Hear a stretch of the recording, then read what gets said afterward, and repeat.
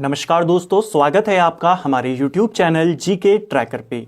देखिए फ्रेंड्स, जैसा हमने कहा था कि हम जल्द एक सीरीज को शुरू करेंगे जिसमें हम जीके के उन इंपॉर्टेंट टॉपिक्स को कवर करेंगे जहां से आपके लगभग हर एग्जाम में आपसे क्वेश्चन पूछे जाते हैं।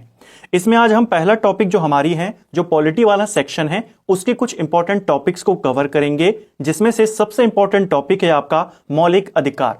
मौलिक अधिकारों को लेकर के, इसके सभी आर्टिकल्स को लेकर के, किस आर्टिकल में किस प्रकार की स्वतंत्रता दी गई है, समानता का अधिकार किसमें है, और हाई कोर्ट और सुप्रीम कोर्ट कितने प्रकार के रिट जारी करते हैं, उन रिट को लेकर के आपसे ढेर सारे क्वेश्चन इस सिंगल टॉपिक से बनते हैं।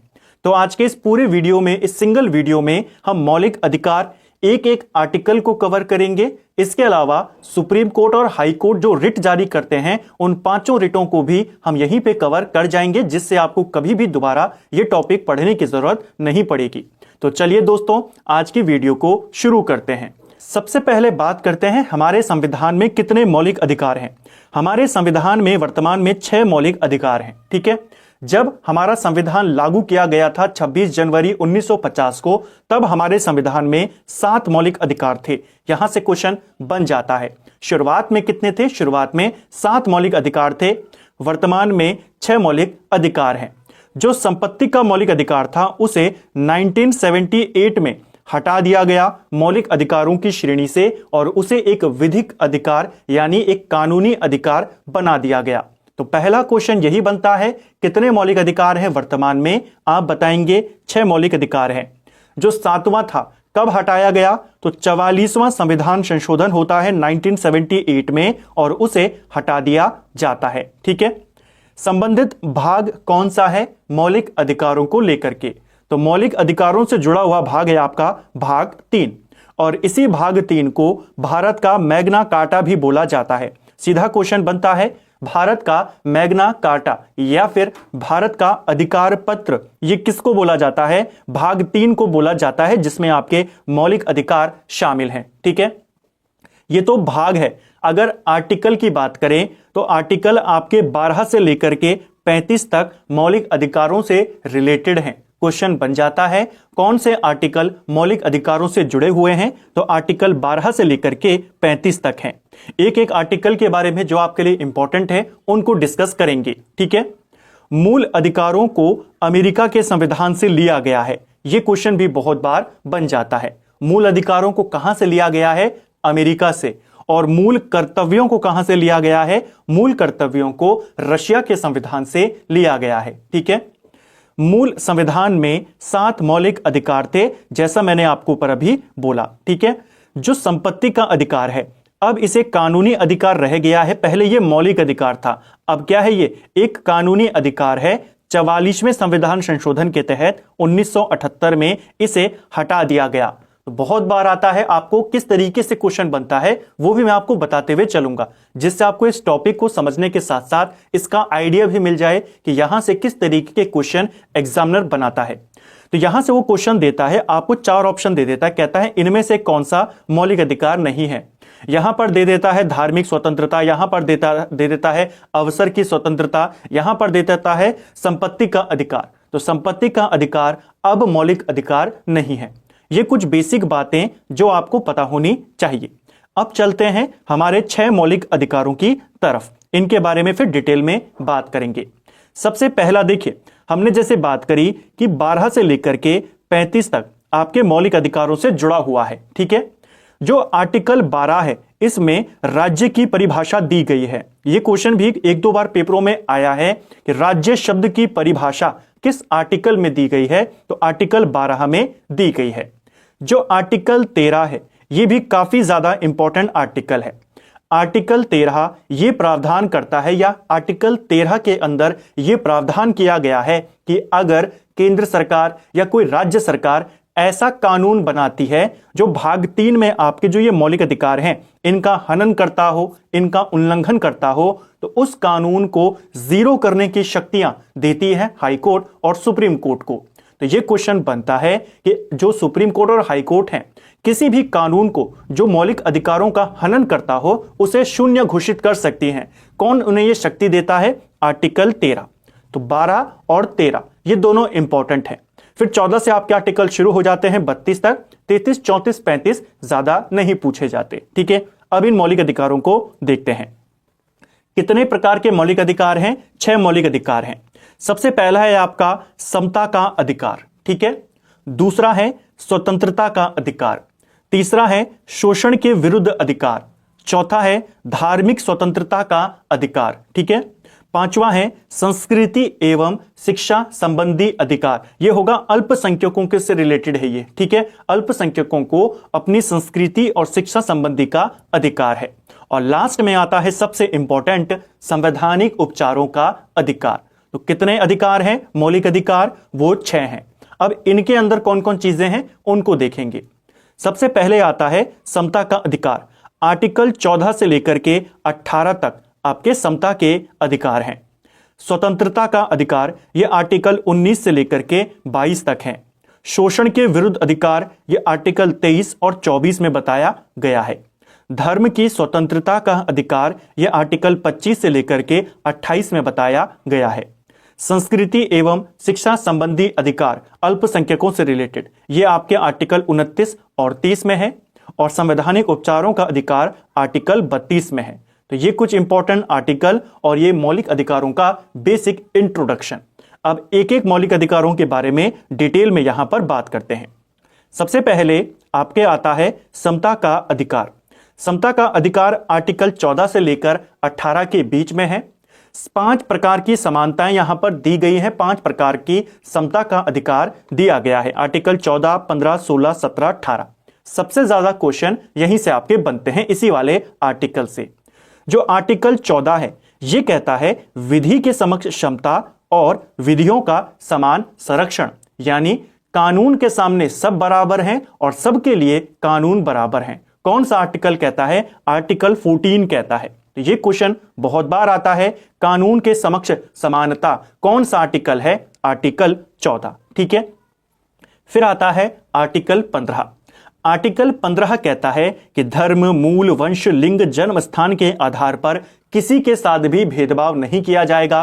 भेदभाव पर वो प्रतिषेध करता है, यानी उसको रोकता है। कौन सा आर्टिकल है? आर्टिकल 15। ठीक है, आर्टिकल 16 कहता है लोक नियोजन के विषय में अवसर की समानता, यानी सभी नौकरियों में सबको समान अवसर प्रदान किए जाएंगे, उसके लिए अप्लाई करने का या उसके लिए उनको समान अवसर दिए जाएंगे उस नौकरी को करने का। ठीक है, तो समान अवसर ये कौन देता है? आर्टिकल 16।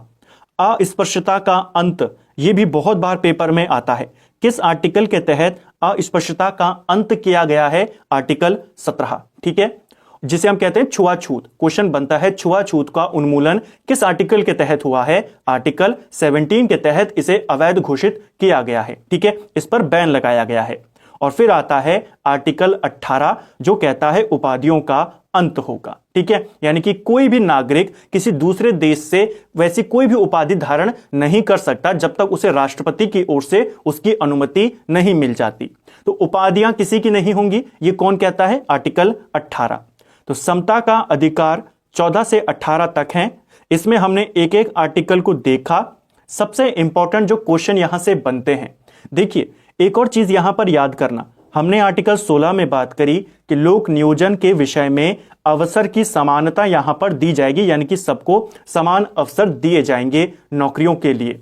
लेकिन इसमें अपवाद है, जो एससी हैं, एसटी हैं, ओबीसी हैं, उनको आरक्षण दिया जाता है, वो इस आर्टिकल के अपवाद हैं। ठीक है, तो उनको अलग रख के चलेंगे, बाकियों के लिए यहां पर समान अवसर।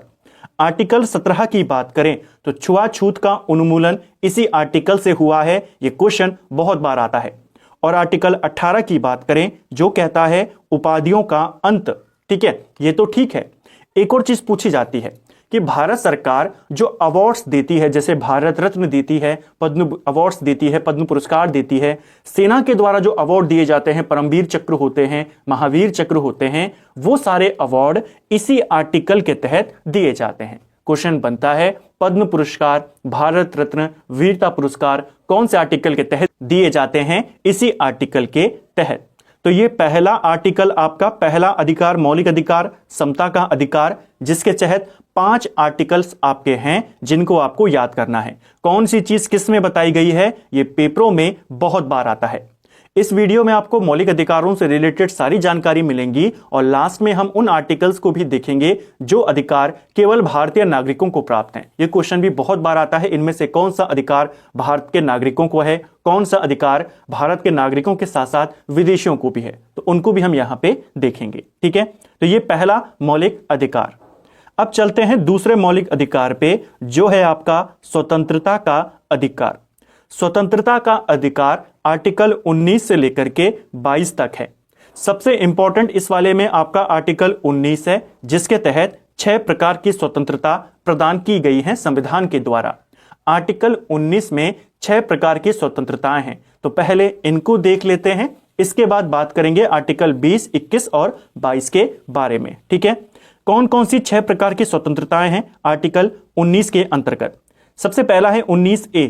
यह कहता है वाक एवं अभिव्यक्ति की स्वतंत्रता, यानी सिंपल भाषा में बात करें, बोलने की स्वतंत्रता किस में दी गई है, 19A में दी गई है। ठीक है, कई बार क्वेश्चन ऐसा भी पूछ लेता है कि आर्टिकल 19 में कितने प्रकार की स्वतंत्रता है, तो इसमें आपकी 6 प्रकार की हैं। ठीक है, 19A में वाक एवं अभिव्यक्ति की स्वतंत्रता है, यानी बोलने की स्वतंत्रता है, और इसी 19A में प्रेस की स्वतंत्रता को भी माना गया है। इसे भी आपने याद करना है। ठीक है, यह अलग से इसमें संविधान में उल्लेख नहीं है, लेकिन प्रेस की स्वतंत्रता को इसी में निहित माना जाता है। ठीक है, 19A में। तो क्वेश्चन बनता है, संविधान का कौन सा अनुच्छेद प्रेस की स्वतंत्रता से रिलेटेड है, आप बताएंगे आर्टिकल 19A, जो बोलने की स्वतंत्रता से रिलेटेड है। ठीक है, इसके बाद आता है आर्टिकल 19B। 19B कहता है शांतिपूर्ण एकत्रित एवं सभा करने की स्वतंत्रता। ठीक है, आर्टिकल 19C कहता है संघ बनाने की स्वतंत्रता। ठीक है, आप यानी कि ग्रुप बना सकते हो। इसके बाद 19D कहता है देश में कहीं भी आवागमन की स्वतंत्रता। फिर कहता है आर्टिकल 19E, जो कहता है देश में कहीं भी आप निवास कर सकते हैं, इसकी आपको स्वतंत्रता है। और फिर आता है आर्टिकल 19G, कोई भी व्यापार या जीविका चलाने की स्वतंत्रता। तो ये कुछ इंपॉर्टेंट स्वतंत्रताएं, इनको याद कैसे करेंगे, याद आप इनको एक कहानी के तौर पर कर सकते हो। सबसे पहले आपको बोलने की स्वतंत्रता है, जब आप बोलोगे तो लोग आपके सामने जमा होंगे, तो आपको सभा करने की स्वतंत्रता है। जब लोग आपके साथ जमा हो गए तो आपको संघ बनाने की स्वतंत्रता है। जब आपने संघ बना दिया, अब आप देश में कहीं भी आप जाके रैलियां कर सकते हैं, कुछ भी आप चीजें कर सकते हैं। ठीक है, शांतिपूर्ण तरीके से, जैसे यहां पर लिखा है ना, शांतिपूर्ण एकत्रित होने की स्वतंत्रता। तो आपने पहले बोला, सभा आयोजित करी, उसके बाद आपने संघ बनाया, देश में आप कहीं भी आने जाने लगे, फिर आपने कहीं भी निवास करने की आपको स्वतंत्रता है, कहीं पर भी आप बस सकते हैं, और फिर जब कहीं बस जाएंगे तो उसके लिए आपको अपनी जीविका चलाने के लिए आप कोई भी व्यापार कर सकते हैं। इन 6 आर्टिकल्स को आपको याद करना है, इनको लेकर के क्वेश्चन बहुत बार पेपर में आपसे पूछे जाते हैं। तो आर्टिकल 19 में 6 प्रकार की स्वतंत्रताएं हैं, उन 6 की 6 को हमने यहां पर देखा। ठीक है, अब बात करते हैं जो दूसरा आर्टिकल है स्वतंत्रता के अधिकार के अंतर्गत। 19 हमने देख लिया, आर्टिकल 20 की बात करते हैं। आर्टिकल 20 अपराध के लिए दोष सिद्धि के संबंध में संरक्षण प्रदान करता है। ठीक है, यानी किसी अपराधी पर अगर कोई दोष लगा हुआ है, कोई आरोप लगा हुआ है, तो उसके भी कुछ अधिकार हैं जो आर्टिकल 20 में बताए गए हैं। कौन कौन से अधिकार हैं उनको देख लेते हैं। देखिए, इसमें बोला गया है 3 बातें, 3 प्रकार की स्वतंत्रताएं उसको दी गई हैं दोष सिद्धि के संबंध में। कौन कौन सी हैं? एक, अपराध के लिए सिर्फ एक बार सजा मिलेगी। ठीक है, दूसरा, अपराध के समय वाले कानून के अनुसार ही सजा मिलेगी। ठीक है, ऐसा नहीं होगा कि कोई जैसे कोई बड़ा अपराध किसी ने कर दिया, कोई कठोर अपराध कर दिया, उसके बाद आप कोई कठोर कानून बनाए और उसके तहत उसको सजा दे, ऐसा नहीं होता। जब उसने अपराध किया उस समय जो कानून था उसी के तहत उसे सजा मिलेगी। और तीसरा जो ये संरक्षण देता है कि उस व्यक्ति को स्वयं के विरुद्ध गवाही देने के लिए बाध्य नहीं किया जा सकता। तो ये 3 बातें अपराध के लिए दोष सिद्धि के संबंध में संरक्षण प्रदान करती हैं और किस में बताई गई हैं? आर्टिकल 20 में बताई गई हैं। इनको आपने याद करना है। ठीक है, इसके अलावा एक और चीज यहां पर याद करना, कई बार इनके सब आर्टिकल्स पूछ लेता है, जैसे हमने ऊपर देखा ना 19A, 19B, 19C, इस तरीके से। तो इनको भी याद कर लेना। ये आपके 20A में दिया गया है, यानी कि 20(1) में दिया गया है। ठीक है, थोड़ा सा यहां पर नंबर मिसप्लेस हुआ है, ये आपके 20(1) में दिया गया है। ठीक है, ये आपके 20(2) में दिया गया है और ये आपके 20(3) में दिया गया है। कई बार आपसे जो परीक्षाओं में ऑप्शन आते हैं वो इस तरीके के आ जाते हैं कि बताइए 20(1), इसके अलावा 20(2), इस तरीके से कि ये वाली बात कहां पर है। तो ये वाली बात 20(1) में है, ये 20(2) में, और ये वाली बात 20(3) में। ठीक है, चलिए अगला जो इंपॉर्टेंट स्वतंत्रता का अधिकार है वो है अनुच्छेद 21, जो कहता है प्राण एवं दैहिक स्वतंत्रता का अधिकार। ठीक है, सबसे ज्यादा इंपॉर्टेंट यह अधिकार है। जब आपातकाल लगता है तो जो आपके आर्टिकल्स हैं कभी भी वो स्थगित नहीं होते, कभी भी उनका निलंबन नहीं किया जाता आपातकाल के दौरान। कौन कौन से वो आर्टिकल हैं? तो एक आर्टिकल है आपका आर्टिकल 20, ये भी कभी भी निलंबित नहीं होता, और एक है आपका आर्टिकल 21, ये दोनों कभी निलंबित नहीं होते। 20 हमने देख लिया, 21 की बात करते हैं। आर्टिकल 21 प्राण और दैहिक स्वतंत्रता से रिलेटेड है। इसी आर्टिकल 21 में आपकी बहुत सारी स्वतंत्रताएं आती हैं। जैसे क्वेश्चन आपने पढ़ा होगा ना प्रीवियस ईयर में, विदेश जाने की स्वतंत्रता कौन से आर्टिकल में है? इसी में है। मनपसंद विवाह करने की स्वतंत्रता किस आर्टिकल में है? इसी आर्टिकल में समाहित है। इसे आपने याद करना है। ठीक है, बहुत सारी स्वतंत्रताएं जो आपकी सिंपल हैं, जैसे जीवन का अधिकार, जीने का अधिकार, इसी में शामिल है। अच्छे पर्यावरण का अधिकार इसी में शामिल है। विधिक सहायता का अधिकार, जो सारे आपके अदर आर्टिकल्स में आपको नहीं मिलेंगे वो सब आपको इसी में टिक करने हैं। ठीक है, अच्छे स्वास्थ्य का अधिकार, पर्यावरण का अधिकार, स्वच्छ जल का अधिकार, वो सारे अधिकार आपके किसमें शामिल हैं? प्राण एवं दैहिक स्वतंत्रता के इसमें शामिल हैं। ठीक है, यानी कि जीने के अधिकार से रिलेटेड है, आपकी लाइफ से रिलेटेड है। राइट टू प्राइवेसी भी आपका इसी में शामिल है। तो जो जो जीने के अधिकार हैं वो सब आर्टिकल 21 में समाहित हैं, इसे आपने ध्यान रखना है। ठीक है, इसी आर्टिकल 21 का एक सब आर्टिकल है आर्टिकल 21A, और इसमें शामिल है 6 से 14 वर्ष के बच्चों के लिए निःशुल्क शिक्षा का अधिकार। क्वेश्चन बनता है 6 से 14 वर्ष के बच्चों के लिए निःशुल्क शिक्षा का अधिकार कौन से आर्टिकल में है? ऑप्शन देता है आर्टिकल 21 या आर्टिकल 21A, तो आप 21A को चूज करेंगे, ये इसका सही आंसर यहां पर हो जाएगा। ठीक है, कब इसे जोड़ा गया था? ये जो आर्टिकल 21A है, इसे 2002 में 86वां संविधान संशोधन किया गया और तब इसे संविधान में जोड़ा गया। ठीक है, 6 से 14 साल के बच्चों के लिए निःशुल्क शिक्षा से ये संबंधित है। ठीक है, चलिए अगले आर्टिकल्स के बारे में यहां पे बात करते हैं। अगला महत्वपूर्ण है आपका अनुच्छेद 22। अनुच्छेद 22 कहता है निरोध एवं गिरफ्तारी से संरक्षण। ठीक है, यानी अगर किसी व्यक्ति को गिरफ्तार कर दिया जाता है तो उसके भी कुछ अधिकार हैं जो आर्टिकल 22 में बताए गए हैं। क्वेश्चन बनता है कि गिरफ्तारी के विरुद्ध संरक्षण आपके कौन से आर्टिकल में दिए गए हैं? तो वो है आपका आर्टिकल 22। इसके तहत भी 3 प्रकार के अधिकार या उसको संरक्षण प्रदान किए गए हैं, अधिकार दिए गए हैं। पहला अधिकार हिरासत में लेने का कारण पूछने का अधिकार। ठीक है, उस व्यक्ति को जिसको गिरफ्तार किया गया है, जिसको हिरासत में लिया गया है, उसे यह अधिकार है कि वो पूछ सकता है कि उसे किस जुर्म में या किस आरोप में हिरासत में लिया गया है। दूसरा, 24 घंटे के अंदर दंडाधिकारी के समक्ष उसे पेश करना होगा, यह भी उसका अधिकार है। ठीक है, पसंद के वकील से सलाह लेने का अधिकार, यह भी उसका अधिकार है जो आर्टिकल 22 उसे देता है। तो इसको आपने याद करना है, यह भी आपका क्वेश्चन पेपर में यहां से बन जाता है। ठीक है, ये भी आपके 22 के जो आर्टिकल्स हैं, सब आर्टिकल्स 22(1), 22(2) और 22(3) में शामिल हैं। ठीक है, चलिए अब बात करते हैं हमारे तीसरे मौलिक अधिकार के बारे में। 2 मौलिक अधिकारों को हमने यहां पर डिटेल में देख लिया। पहले हमने समता के अधिकार को देखा 14 से 18 तक, फिर हमने स्वतंत्रता का अधिकार देखा 19 से 22 तक। अब तीसरे मौलिक अधिकार की तरफ चलते हैं। तीसरा मौलिक अधिकार है शोषण के विरुद्ध अधिकार। यह अनुच्छेद 23 और 24 में दिया गया है। आर्टिकल 23 और 24 ये शोषण के विरुद्ध अधिकार दिए गए हैं और बहुत इंपॉर्टेंट है, यहां से भी आपका क्वेश्चन बनता है। आर्टिकल 23 कहता है मानव के दुर्व्यापार एवं बलात्श्रम का प्रतिषेध करता है, यानी कि आप किसी से जबरदस्ती काम नहीं करवा सकते या मानव तस्करी, मानव का दुर्व्यापार आप नहीं कर सकते। इन सब पर बैन है, ये किसी को भी इसको करने की इजाजत नहीं है, ये कहता है आर्टिकल 23। ठीक है, आर्टिकल 24 कहता है बालकों के नियोजन का प्रतिषेध, यानी 14 वर्ष से कम उम्र के जो बालक हैं आप उनको किसी भी कारखाने में काम नहीं कर सकते।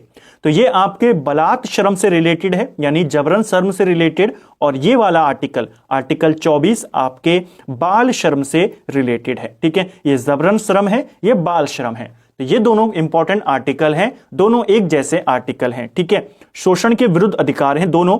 यहां पर मानव तस्करी या जबरन श्रम करवाना वो शामिल है आर्टिकल 23 में।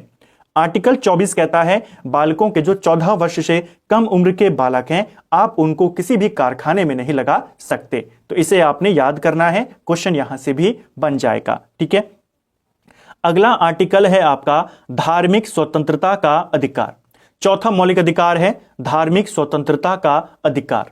इसमें आपके आर्टिकल 25 से लेके 28 तक है। एक एक आर्टिकल के बारे में हम यहां पर देखते हैं। देखिए, सबसे पहला आता है आर्टिकल 25।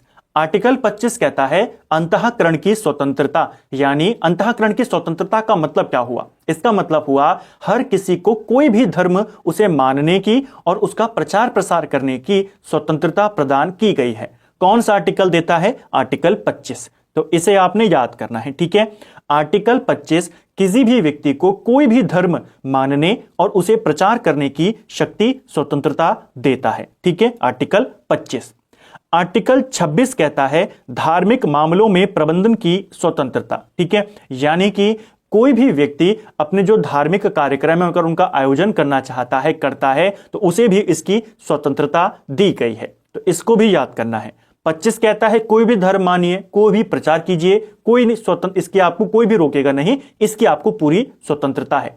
आर्टिकल 26 कहता है कि आप धार्मिक मामलों की प्रबंधन की स्वतंत्रता, अगर आप कोई आयोजन करना चाहें आप उसमें कर सकते हैं। ठीक है, तो इसको आपने याद करना है। इसी प्रबंधन की स्वतंत्रता के तहत उसे कोई भी धार्मिक संस्था स्थापित करने की भी स्वतंत्रता है। ये सारी चीजें इसी में शामिल हैं। ठीक है, अगला आता है आर्टिकल 27। आर्टिकल 27 कहता है धर्म की अभिवृद्धि के लिए करों के संदाय से स्वतंत्रता, यानी राज्य किसी भी ऐसे संस्थान या किसी ऐसे व्यक्ति को टैक्स देने के लिए बाध्य नहीं कर सकता जिसका जो इनकम है, जिसकी जो आय है किसी विशेष धर्म को वृद्धि करने में, उसके प्रचार प्रसार में, उसके पोषण में, उन्नति में लग रही हो। ऐसे किसी भी संस्था, जैसे मंदिर हो गए, आपके मस्जिद हो गए, तो इनकी जो आय है वो उसी धर्म में अगर इस्तेमाल हो रही है, उस धर्म को प्रचार प्रसार करने में हो रही है, तो आप उनके ऊपर टैक्स लगाकर उनको बाध्य नहीं कर सकते। तो करों से छूट जो दी जाती है धार्मिक संस्थानों को, वो किस में निहित है? वो आर्टिकल 27 में निहित है। इसे भी आपने याद करना है। और फिर आता है धार्मिक स्वतंत्रता के तहत आर्टिकल 28, जो कहता है धार्मिक शिक्षा में उपस्थित होने से स्वतंत्रता, यानी कि यह आर्टिकल कहता है कि ऐसा कोई भी कॉलेज या कोई भी संस्थान, शिक्षा संस्थान जो राज्य के द्वारा चलाया जा रहा हो, वहां पर कोई भी धार्मिक शिक्षा नहीं दी जाएगी। इसे आपको याद करना है। ठीक है, यानी कि ऐसे जो शिक्षण संस्थान है अगर वो कोई धार्मिक कार्यक्रम आयोजित भी कर रहे हैं तो वो विद्यार्थियों को बाध्य नहीं कर सकते कि आप यहां पर आइए, बैठिए। इसके लिए आप उनको मजबूर नहीं कर सकते। तो धार्मिक शिक्षा में, धार्मिक शिक्षा अगर कहीं पर मिल रही है तो आप किसी को भी बाध्य नहीं कर सकते उस शिक्षा को ग्रहण करने से। तो ये कौन देता है? आर्टिकल 28 देता है कि आपकी स्वतंत्रता है, आप चाहे तो वहां पर बैठ सकते हैं या फिर आप वहां से जा सकते हैं। तो ये चारों आर्टिकल धार्मिक स्वतंत्रता से रिलेटेड हैं। कई बार सिर्फ क्वेश्चन इतना आता है धार्मिक स्वतंत्रता का अधिकार कौन से अनुच्छेद में है? तो 25 से 28 में है। 25 कहता है कोई भी धर्म मानिए, उसका प्रचार कर सकते हैं, आपको स्वतंत्रता है। 26 कहता है धार्मिक मामलों के प्रबंध की स्वतंत्रता, यानी आप कोई कार्यक्रम करिए, कोई संस्था करिए, संस्था स्थापित कीजिए धार्मिक, आपको उसकी स्वतंत्रता है। 27 कहता है कि ऐसा कोई भी संस्थान या कोई ऐसा जो व्यक्ति है जिसकी आय किसी विशेष धर्म की अभिवृद्धि में, उन्नति में लग रही हो, आप उसे टैक्स के लिए बाध्य नहीं कर सकते, यानी टैक्स छूट यहां पर मिल जाती है। और 28 कहता है कि अगर किसी कॉलेज, किसी संस्था में धार्मिक शिक्षा दी जा रही है तो वहां पर उपस्थित होने की जो स्वतंत्रता है वो आपके पास है। आप चाहे वहां पर रहें, चाहे ना रहें, आप किसी को बाध्य नहीं कर सकते। किसी भी धार्मिक कार्यक्रम है या जो धार्मिक अनुष्ठान चल रहे हैं उसमें भाग लेने के लिए किसी को बाध्य नहीं कर सकते। ठीक है, चलिए, तो ये थे धार्मिक स्वतंत्रता का अधिकार। अब चलते हैं पांचवा जो हमारा मौलिक अधिकार है उसके बारे में। पांचवा मौलिक अधिकार कहता है संस्कृति एवं शिक्षा संबंधी अधिकार। ठीक है, यह वाला आर्टिकल अल्पसंख्यकों से रिलेटेड है। आर्टिकल इसमें दो आते हैं, आर्टिकल 29 और आर्टिकल 30। आर्टिकल 29 कहता है अल्पसंख्यक वर्ग के हितों का संरक्षण। यह बहुत बार पेपर में आता है कि कौन सा आर्टिकल अल्पसंख्यक वर्ग के हितों का संरक्षण करता है। दो आर्टिकल हैं जो अल्पसंख्यकों से रिलेटेड हैं, एक है आपका आर्टिकल 29 और आर्टिकल 30। दोनों में क्या अंतर है? आर्टिकल 29 कहता है कि अल्पसंख्यकों वर्ग के हितों का संरक्षण यहां पर किया जाएगा। कोई भी अल्पसंख्यक वर्ग अपनी भाषा, अपनी लिपि, अपनी संस्कृति इनको प्रचार कर सकता है, इनको सुरक्षित कर सकता है, और ऐसे लोगों को जो अल्पसंख्यक हैं किसी भी सरकारी शैक्षिक संस्थान में रोका नहीं जाएगा। यानी उनके हितों की रक्षा करी गई है आर्टिकल 29 में। ठीक है, इसी में दूसरा आर्टिकल है आर्टिकल 30।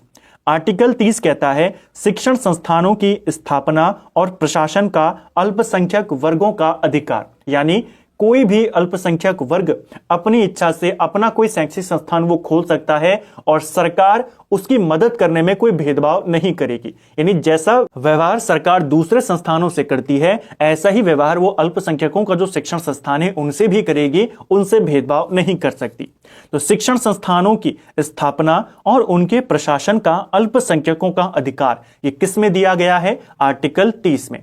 तो उनके हित किस में है? 29 में। और उनके जो वो अपना कोई भी शैक्षिक संस्थान उसे स्थापित कर सकते हैं, प्रशासन चला सकते हैं, वो आर्टिकल 30 में है। तो ये दोनों आर्टिकल इंपॉर्टेंट हैं, इन दोनों को आपने याद करना है। ठीक है, इसको भी ध्यान रखेंगे। तो ये था पांचवा आपका मौलिक अधिकार। भारत में किन किन को अल्पसंख्यक वर्ग में शामिल किया जाता है, जल्दी से उनको देख लेते हैं। देखिए, संविधान में अल्पसंख्यकों को परिभाषित नहीं किया गया है। भारत के संविधान में किसी भी अल्पसंख्यक जो शब्द है इसको प्रॉपर तरीके से एक्सप्लेन नहीं किया गया है। ठीक है, भारत में किस प्रकार के अल्पसंख्यकों को मान्यता दी जाती है? तो देखिए, भारत में जो मान्यता दी गई है अल्पसंख्यकों को दो आधार पर दी जाती है, एक है भाषाई आधार पर और एक धार्मिक आधार पर। तो इसे आपने याद करना है। डायरेक्ट क्वेश्चन बनता है, भारत का संविधान किस आधार पर अल्पसंख्यकों को मान्यता देता है? तो भारत का संविधान आर्टिकल जो 30 है, 30A के अंदर साफ साफ कहता है कि धर्म या भाषा के आधार पर सभी अल्पसंख्यक वर्गों को अपनी जो रुचि की, उनकी जो अपनी इच्छा के शैक्षिक संस्थान है उन्हें स्थापित करने का और उनके प्रशासन का अधिकार होगा। तो किस अधिकारों को मान्यता देता है, किन अल्पसंख्यकों को मान्यता देता है संविधान? दो प्रकार के, धार्मिक और भाषाई आधार पे। ठीक है, आधार आपको याद करने हैं, लेकिन पूरी तरीके से इसे परिभाषित नहीं किया गया है संविधान में। ठीक है, लेकिन कुछ आर्टिकल में अल्पसंख्यक शब्द का इस्तेमाल हुआ है, जैसे आर्टिकल 29 में, आर्टिकल 30 में, 350 क में और 350 ख में। इन आर्टिकल्स में अल्पसंख्यक शब्द का इस्तेमाल हुआ है। वर्तमान में भारत में कितने समुदायों को अल्पसंख्यक वर्ग का दर्जा प्राप्त है? तो वर्तमान में 6 समुदाय, जिसमें मुस्लिम, सिख, ईसाई, बौद्ध, जैन, फारसी शामिल हैं। इन 6 समुदायों को वर्तमान में भारत में अल्पसंख्यक वर्ग का दर्जा प्राप्त है। तो इन्हें भी आपने याद करना है, क्वेश्चन यहां से बन जाता है। अब तक हमने 5 मौलिक अधिकारों के बारे में देख लिया। हमने समता का अधिकार देखा, स्वतंत्रता का अधिकार देखा, शोषण के विरुद्ध अधिकार देखा, इसके बाद हमने धार्मिक स्वतंत्रता का अधिकार देखा और अभी अभी हमने संस्कृति और शिक्षा संबंधी अधिकार देखे। अब चलते हैं छठे मौलिक अधिकार के बारे में, जहां से आपके क्वेश्चन बनते हैं। छठा मौलिक अधिकार है संवैधानिक उपचारों का अधिकार, जो अनुच्छेद 32 में आया है। इस अनुच्छेद को डॉक्टर अंबेडकर ने संविधान की आत्मा की संज्ञा दी थी। क्वेश्चन बनता है, डॉक्टर भीमराव अंबेडकर ने किस आर्टिकल को भारतीय संविधान की आत्मा और हृदय बोला? तो ये बोला था आर्टिकल 32 को। आर्टिकल 32 में क्या है? संवैधानिक उपचारों का अधिकार। ठीक है, यह अधिकार नागरिकों को मूल अधिकार के प्रवर्तन या उल्लंघन के विरुद्ध सुरक्षा हेतु SC और HC जाने की शक्ति प्रदान करता है। यानी जो आर्टिकल 32 है, यह नागरिकों को शक्ति प्रदान करता है कि अगर आपके मौलिक अधिकारों का प्रवर्तन कर दिया जाए, उनको बदल दिया जाए या उनका उल्लंघन कर दिया जाए, तो आप सुप्रीम कोर्ट या हाई कोर्ट जा सकते हैं। यह शक्ति कौन प्रदान करता है? आर्टिकल 32। सुप्रीम कोर्ट आर्टिकल 32 के तहत और हाई कोर्ट आर्टिकल 226 के तहत 5 प्रकार की रिट जारी करता है। यह क्वेश्चन भी बहुत बार पेपर में आता है कि रिट जारी करने का अधिकार किस किस को प्राप्त है। तो रिट जारी सुप्रीम कोर्ट भी करता है, हाई कोर्ट भी करता है। सुप्रीम कोर्ट 32 के तहत करता है, हाई कोर्ट 226 के तहत करता है। ये दोनों आर्टिकल इंपॉर्टेंट हैं।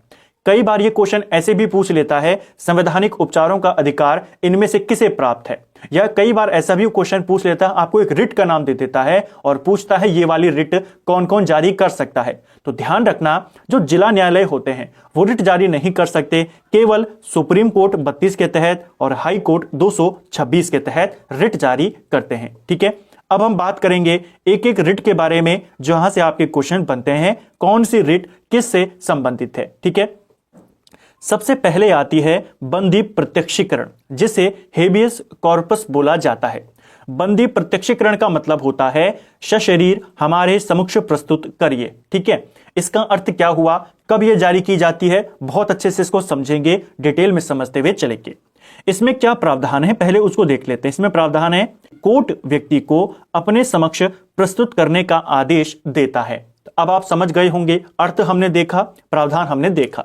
सिंपल भाषा में बात करें, अगर मान लीजिए किसी व्यक्ति को गिरफ्तार किया जाता है और उस व्यक्ति को लगता है कि इन्होंने मुझे गलत तरीके से, अवैध रूप से गिरफ्तार किया है, तो वो सुप्रीम कोर्ट में जाके याचिका डाल सकता है और फिर सुप्रीम कोर्ट 32 के तहत, हाई कोर्ट 226 के तहत बंदी प्रत्यक्षीकरण की रिट जारी करते हैं कि आप उस व्यक्ति को हमारे सामने प्रस्तुत करें। ठीक है, तो उस व्यक्ति के कहने पर या उस व्यक्ति को जिसको बंदी बनाया गया है उसकी तरफ से अगर कोई कहे, तो उनके कहने पर, उनकी याचिका पर सुप्रीम कोर्ट इस रिट को जारी करता है। तो इसे आपने याद करना है। बंदी प्रत्यक्षीकरण का अर्थ होता है सशरीर हमारे सामने प्रस्तुत करो, और इसका मतलब होता है कोर्ट आदेश देता है जो जिन्होंने गिरफ्तार किया है उनको कि आप उस व्यक्ति को हमारे सामने पेश किया जाए। तो यह है बंदी प्रत्यक्षीकरण, पहली रिट। ठीक है, रिटों को लेकर के बहुत सारे डाउट्स होते हैं, सारे डाउट आपके यहीं पर क्लियर हो जाएंगे। दूसरी रिट है परम आदेश, जिसे इंग्लिश में कहते हैं मैना मैंडस। ठीक है, मैंडमस। इसका अगर हम अर्थ की बात करें, परम आदेश नाम से ही मिल रहा है आज्ञा देना। पदाधिकारी को उसके कर्तव्य पालन के लिए आदेश देता है। कौन? कोर्ट आदेश देता है। कोई अगर कर्मचारी है, सरकारी कर्मचारी है, कोई पद पर अपने बैठा है और अपने कर्तव्यों का पालन नहीं कर रहा है, तो supreme court, high court writ जारी करते हैं परमादेश की, जिसके तहत पदाधिकारी को उसके कर्तव्य पालन के लिए वो आदेश देते हैं। ठीक है, ये दो रिटें, ये वाली तो आप नाम से ही पहचान जाएंगे। अगला है प्रतिषेध, या जिसे हम निषेधता भी कहते हैं। इसका अर्थ होता है इंग्लिश में प्रोहिबिशन। अर्थ की बात करें, इसका मतलब है मना करना। जो कनिष्ठ कोर्ट होते हैं उनको मना किया जाता है, कनिष्ठ कोर्ट को उसके अधिकार क्षेत्र के बाहर कार्य करने से रोकती है ये वाली रिट। यानी कि मान लीजिए यहां पर आपका हाई कोर्ट है, हर हाई कोर्ट का एक अधिकार क्षेत्र होता है, जैसे उत्तराखंड हाई कोर्ट है। उत्तराखंड हाई कोर्ट जो है, उत्तराखंड के अंदर जितनी भी न्यायिक विधियां होंगी वो सारा उत्तराखंड अधिकार, जो हाई कोर्ट है, इसके अधिकार क्षेत्र में आता है।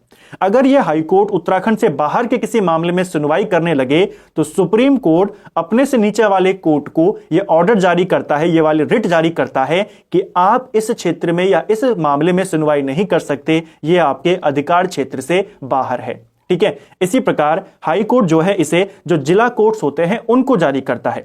हाई कोर्ट सुप्रीम कोर्ट को नहीं कर सकता, जिला कोर्ट हाई कोर्ट को नहीं कर सकता, अपने से निचली कोर्ट को ही ये वाली रिट जारी होती है। तो इसे आपने याद करनी है कि प्रतिषेध या फिर निषेधता किस में आती है, आपकी कनिष्ठ कोर्ट को जारी किया जाता है कि यह कार्य आपके अधिकार क्षेत्र के बाहर है। ठीक है, चलिए चौथी जो रिट है वो है आपकी उत्प्रेषणा।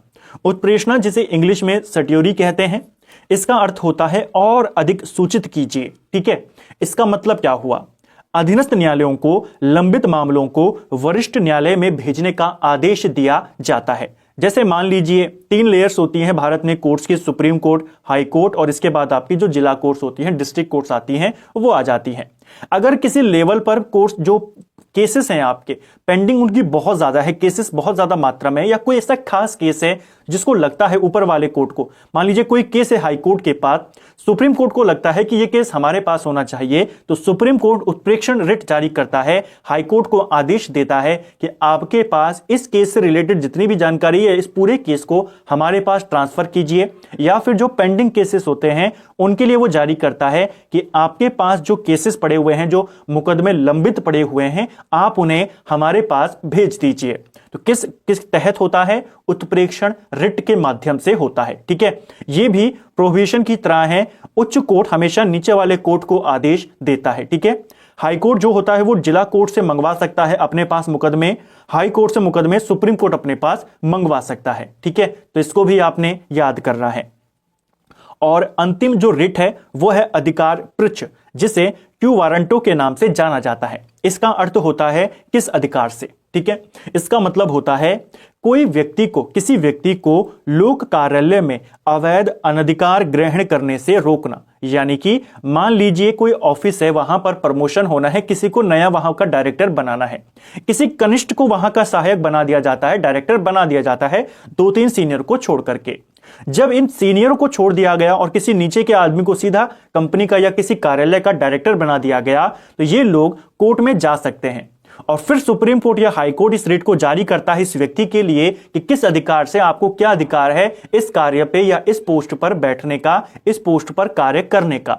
तो ये सारी चीजें आपकी किस में आती हैं? अधिकार पृच्छ में आती हैं। ठीक है, यानी कि सुप्रीम कोर्ट उस व्यक्ति को उस कार्य को करने से रोकता है जिसके लिए वो अधिकृत नहीं है, अनाधिकृत व्यक्ति है। तो किस में होता है? क्यू वारंटो में होता है, जिसमें वो पूछता है किस अधिकार से आप ये कार्य कर रहे हैं। ठीक है, ये कुछ इंपॉर्टेंट रिट जो 5 रिटें थी, हमने उनको यहां पर देखा। अब बात करते हैं, जैसे मैंने आपको बोला, कुछ ऐसे आर्टिकल्स हैं, कुछ ऐसे मौलिक अधिकार हैं जो केवल भारत के नागरिकों को प्राप्त हैं, उनकी बात कर लेते हैं। और कुछ ऐसे आर्टिकल जो भारत के नागरिक और विदेशी दोनों को प्राप्त हैं। तो आपको दोनों याद करने की जरूरत नहीं है, केवल ऐसे आर्टिकल याद कर लीजिए जो केवल भारत के नागरिकों को प्राप्त हैं। इनकी संख्या थोड़ी कम है। ठीक है, बाकी के सारे मौलिक अधिकार नागरिकों के साथ साथ विदेशियों को भी मिले हुए हैं। ठीक है, कुछ इंपॉर्टेंट आर्टिकल, जैसे आर्टिकल 15। ठीक है, इसके अलावा आर्टिकल 16, आर्टिकल 19, आर्टिकल 20 नहीं होगा, आर्टिकल 29। ठीक है, और आर्टिकल 30। बस इन 5 आर्टिकल को याद कर लीजिए। सिर्फ ये आर्टिकल हैं जो केवल भारत के नागरिकों को प्राप्त हैं, विदेशियों को यह आर्टिकल प्राप्त नहीं है। ठीक है, आर्टिकल 14 हमने ऊपर पढ़ा था, धर्म, मूल, वंश, भेदभाव की स्वतंत्रता। इस आधार पर किसी के साथ भेदभाव नहीं किया जाएगा। वो किस में है? आर्टिकल 15 में। केवल भारत के नागरिकों को यह प्राप्त है। ठीक है, आर्टिकल 16 जिसमें कहा गया था लोक नियोजन के समान जो अवसर हैं वो दिए जाएंगे, वो 16 में कहा गया है, ये भी केवल भारतीयों को प्राप्त है। आर्टिकल 19 जिसके तहत 6 प्रकार की स्वतंत्रताएं दी गई थी, वो स्वतंत्रताएं भी केवल भारत के नागरिकों को प्राप्त हैं। और 29-30 के अंदर जो आते हैं आपके अल्पसंख्यक वर्ग, वो भी आपके केवल भारत के नागरिकों को प्राप्त हैं। तो खास तौर पे इन 5 में अगर हम बात करें, सबसे ज्यादा इंपॉर्टेंट है आपका 19 वाला। क्वेश्चन बनता है, अनुच्छेद 19 में जो 6 प्रकार की स्वतंत्रताएं हैं, क्या ये सबको प्राप्त हैं? नहीं, वो केवल भारत के नागरिकों को प्राप्त हैं। तो इसे आपने याद करना है, क्वेश्चन यहां से बन जाता है। ठीक है, जैसे आपको पूछेगा अनुच्छेद 14 जो कहता है विधि के समान समता, ये सबको प्राप्त है, लेकिन 15 केवल भारतीयों को प्राप्त है। ठीक है, तो इस तरीके से आपके यहां से क्वेश्चन बनते हैं। इन 5 आर्टिकल को याद कर लीजिए, 15, 16, 19, 29 और 30। ठीक है, यही आपके ऐसे हैं जो केवल भारतीयों को प्राप्त हैं। तो उम्मीद करता हूं आपको ये आर्टिकल्स भी यहां पर याद हो गए होंगे। तो फ्रेंड्स, ये था हमारा आज की वीडियो में, जिसमें हमने मौलिक अधिकारों से रिलेटेड सभी इंपॉर्टेंट बातों को यहां पर डिस्कस किया। एक एक इंपॉर्टेंट आर्टिकल को हमने यहां पर देखा, उनसे रिलेटेड इंपॉर्टेंट बातें करी। बहुत ही सीधी और सरल भाषा में मैंने आपको समझाने का प्रयास किया। उम्मीद करता हूं आपको ये वीडियो पसंद आया होगा और मौलिक अधिकारों का टॉपिक आपका बहुत अच्छे से क्लियर हो गया होगा। जल्द मिलेंगे ऐसे ही किसी दूसरे इंपॉर्टेंट टॉपिक के पूरे कॉन्सेप्ट के साथ, जिससे आपका पूरा टॉपिक एक ही वीडियो में कवर हो जाए और इसके आपके जो प्रॉपर नोट्स हैं वो भी आपके बन जाएं। अगर आपको ये वीडियो पसंद आया है तो वीडियो को लाइक करें। अगर आप चैनल पर पहली बार आए हैं, चैनल को सब्सक्राइब करें। अगला टॉपिक, आप किस टॉपिक पर देखना चाहते हैं, अगला वीडियो किस टॉपिक के नोट्स देखना चाहते हैं, वो भी आप, अगर आपका कोई ऐसा टॉपिक है जिसमें आप कमजोर हैं, तो कमेंट बॉक्स में कर सकते हैं, जिसके लिए आप चाहते हैं कि पहले इस टॉपिक का वीडियो यहां पर लाया जाए। चैनल को अगर आपने अभी तक सब्सक्राइब नहीं किया है, चैनल को भी सब्सक्राइब जरूर करें। Thank you friends.